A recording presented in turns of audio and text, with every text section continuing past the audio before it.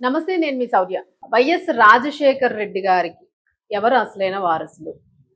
జగన్మోహన్ రెడ్డా? లేకపోతే వైఎస్ షర్మిలానా? లేకపోతే ఈ మధ్య కొత్తగా నేను ఉన్నానని తోకలాగా వస్తున్న మన రోజా గారు. సో అసలు అసలైన వారసులు ఎవరు? ఈ వారసత్వం కోసం ఈ పోరాటం ఏంటి? వైఎస్ షర్మిల గారికి వార్నింగ్ ఇచ్చినంత స్థాయికి రోజా ఎదిగారు ఆ వారసత్వానికి సంబంధించి అనంటే అసలు ఎక్కడ పోతుంది ఆ పార్టీ గాని, ఆ కుటుంబ వ్యవస్థ గాని? సో ఇవన్నీ కూడా జనాలు చర్చించుకుంటూ ఉన్నారు. దీని మీద మనం కూడా క్లారిటీ తీసుకుందాం. ఎందుకంటే డౌట్ వస్తూ ఉంది అసలు వైఎస్ రాజశేఖర రెడ్డి గారికి అసలైన వారసులు ఎవరు అనేది. మరి ఏమైనా తెలియకుండా రోజాకైనా పేటెంట్ రైట్స్ గాని రాశారా? సో ఇవన్నీ తెలియవు కదా. ఇవి ఒకసారి డిస్కస్ చేద్దాం. మనతో పాటు senior journalist doctor Durga Vadlaman గారు ఉన్నారు. వారితో నమస్తే మ్యామ్. నమస్తే అండి. ఏంటి మేడం అంటే అందరికి ఒక డౌట్ వచ్చేస్తుంది. పెద్దానికి అసలు జగనన్నని అనంగానే రోజాక్క బయటకు వస్తూ ఉంటారు. ఏంటి అసలు వారసులు ఎవరు అసలు రాజశేఖర రెడ్డికి? ఇది కన్ఫ్యూజన్ అసలు.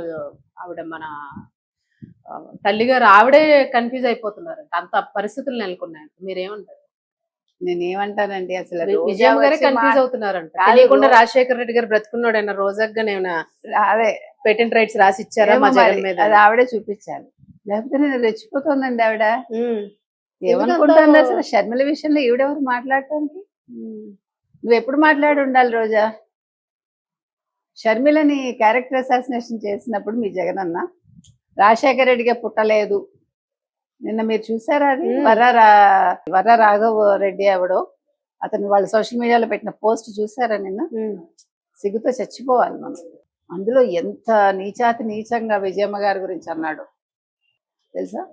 అంటే రాజశేఖర రెడ్డిని అవమానించినట్టే, విజయమ్మని అవమానించినట్టే, షర్మిలని అవమానించినట్టు, ఆవిడ పుట్టుకని అనుమానించినట్టు. మరి ఆ రోజు ఎందుకు మాట్లాడలేదు రోజా? సాటి మహిళగా మీరు మాట్లాడాలి కదా. అంటే మీరు కూటమితో పోరాటం చేయడానికి వెనకున్న వారసులను కూడా బయటకు తీసుకొచ్చేస్తున్నారు. మీకు అవే ఇంకా దిక్కులేదు ఇప్పుడు. అదే ఇప్పుడు దేని గురించి మాట్లాడితే ప్రజలు వింటారు? మావి గన్ అంటే గన్ను పుచ్చుకుని వస్తారు. తాడును కూడా పావును చేసే ప్రయత్నాలు చేస్తున్నారు. ఇప్పుడు ఆ రోజు భువనేశ్వర్ గారిని ఆ నిండు సభలో మాట్లాడినప్పుడు అంత అసహ్యంగా అప్పుడు నోరు మూసుకున్నావు. ఇప్పుడు నువ్వు భువనేశ్వర్ గారిని మన ప్రశ్నిస్తోంది కదా. భువనేశ్వర్ గారు చెప్పే రాధాకృష్ణ అలా రాశాడు.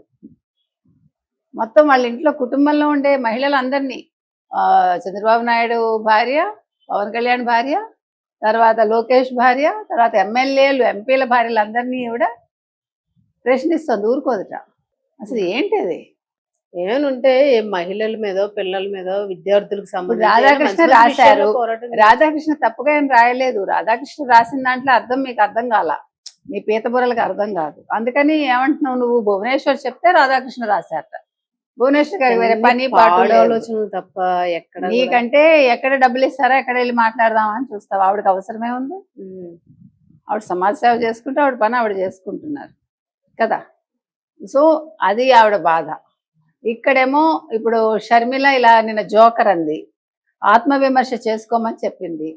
నువ్వు ఒక్కసారి ఆత్మవిమర్శ చేసుకో అన్నా నువ్వేం చేసావు 5 ఏళ్లలో? నువ్వు మావిగన్ ఏంటి ఒక జోకర్లా తయారయ్యావు నువ్వు అని చెప్పింది. అది ఈవిడికి బాధ వచ్చేసింది. మా జగన్ అన్న మరి ఈవిడ గుత్తక రాసి బాధ జగన్ గారికి వస్తే ఈవిడ బయటకు వచ్చిందే, ఈవిడికే బాధ వచ్చేసింది. ఈవిడికే బాధ ముందు వచ్చేస్తుంది. ఎక్కడో గుడ్డ కాల్స్తే పొగ ఎక్కడి నుంచి వాసన. అదే కదా. ఇవన్నీ ఎంతకాలం?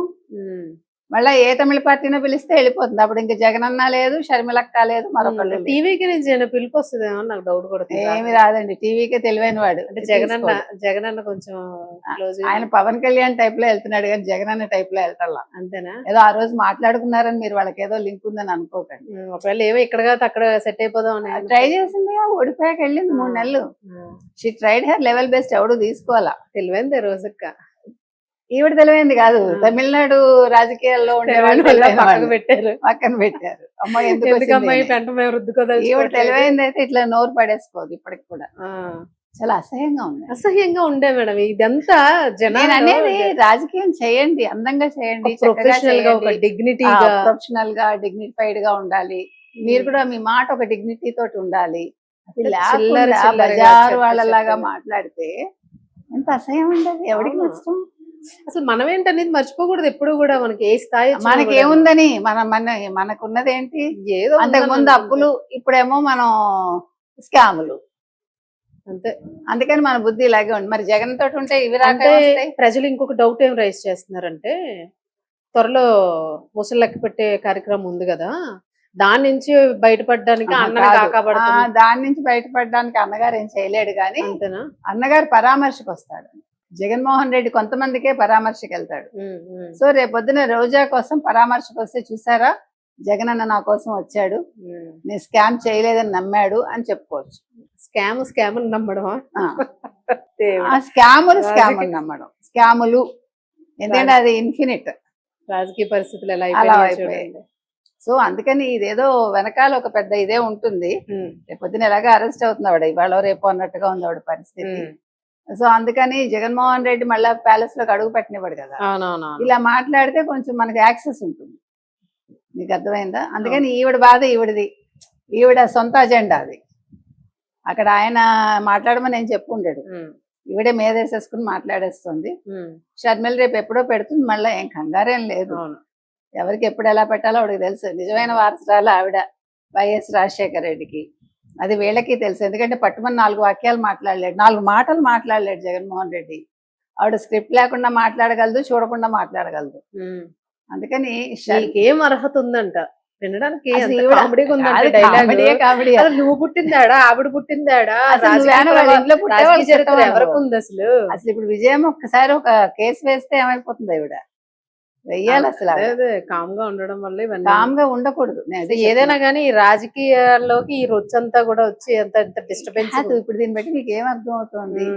ఎలాంటి వాళ్ళు జగన్మోహన్ ఎన్నుకున్నారో రెడ్డి బాబు. పూర్తి పతనం రోజా చేతిలో, అంతే అంతే అదే అనుకుంటున్నారు. అంతకంటే ఏమీ లేదు. అవును. ఇంకా పూర్తిగా పతనానికి తీసుకెళ్ళింది. మనం మహిళ కాబట్టి అంతకంటే మాట్లాడదు, మనకు అనవసరం. అవును అవును.